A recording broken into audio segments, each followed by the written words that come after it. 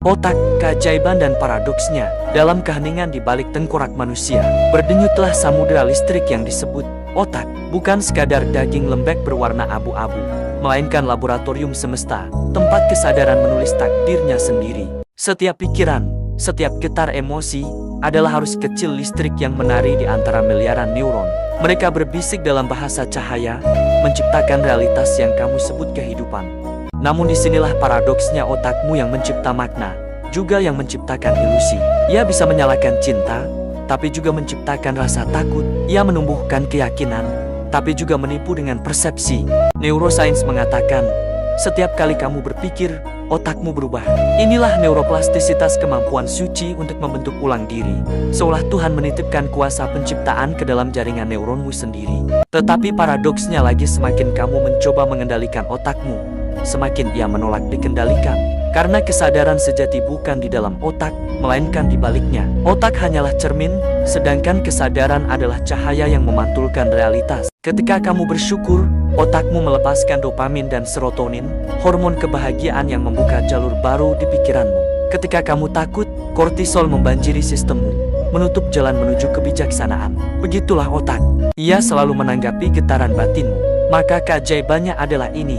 Otak mengikuti pikiranmu, dan pikiranmu mengikuti keyakinanmu. Kamu mencipta dunia dari dalam kepalamu, dan dunia itu menciptakan dirimu kembali. Sungguh, sebuah paradok yang indah. Kau bukan otakmu, tapi otakmu menciptakan bayangan tentang siapa dirimu. Kau bukan pikiranmu, tapi tanpa pikiran, dunia tak pernah ada. Jadi tenanglah, wahai jiwa yang mencari. Karena setiap kali kau menyadari napasmu, setiap kali kau hadir di detik ini, kau sedang menulis ulang jalinan neuron, menyalakan jalur-jalur baru kesadaran, dan perlahan menjadi versi ilahimu sendiri. Inilah neuroscience spiritual, ilmu pengetahuan yang bertemu dengan kebijaksanaan batin, logika yang menunduk di hadapan keajaiban kesadaran. Di sanalah otak, jiwa, dan semesta menyatu dalam satu tarikan napas. Kesadaran yang mengetahui dirinya sendiri.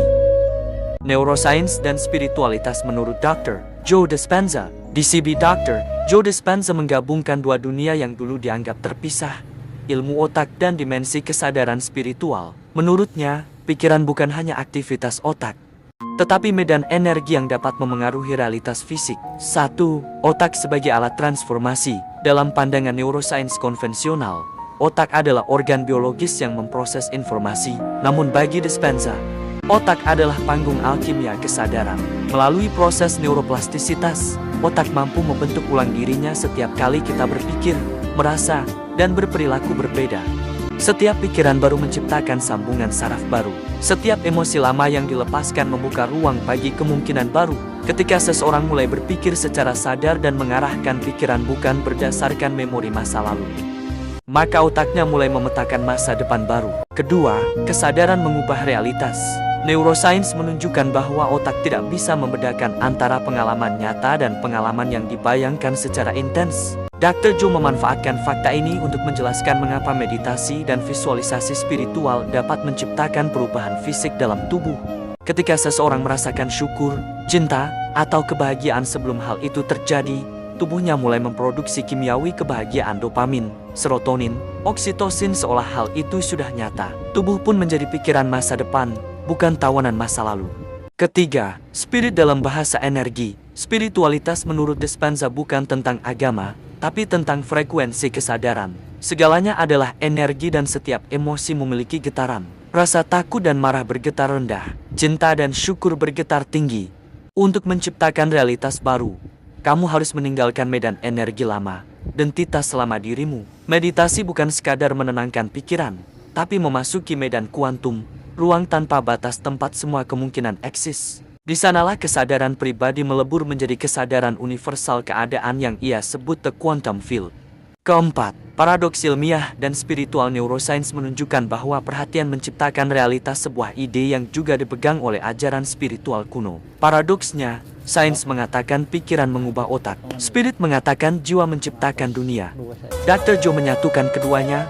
Ketika kamu mengubah pikiranmu, kamu mengubah frekuensimu, dan ketika frekuensimu berubah, kamu menarik pengalaman hidup yang sepadan dengannya. Kelima, menjadi pencipta, bukan korban. Pesan terdalam Dr. Joe adalah manusia bukan korban gen atau lingkungan, melainkan pencipta sadar realitasnya sendiri. Otak hanyalah alat, kesadaran adalah sumber. Ketika seseorang berhenti hidup dari ingatan masa lalu, dan mulai hidup dari visi masa depan, ia tidak hanya menyembuhkan pikirannya tetapi juga menyembuhkan tubuh, dan bahkan energinya. Kesimpulan, dalam bahasa sains, kita menyebutnya neuroplastisitas. Dalam bahasa jiwa, kita menyebutnya pencerahan. Keduanya berbicara tentang hal yang sama, kemampuan tak terbatas manusia untuk berubah dan mencipta. When you change your energy, you change your life. Dr. Joe Dispenza. Silahkan follow dengan cara like, subscribe, dan komen. Terima kasih, wassalam.